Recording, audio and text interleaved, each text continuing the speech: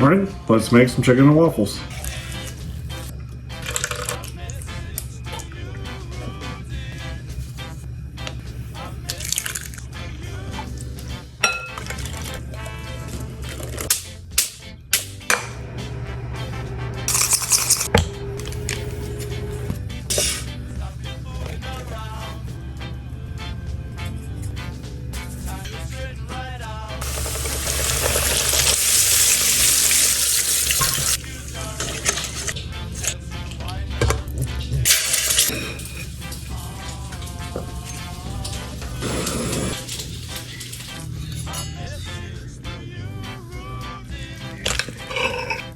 The Nashville hot chicken and waffles, and it looks like it's gonna be a fucking mess.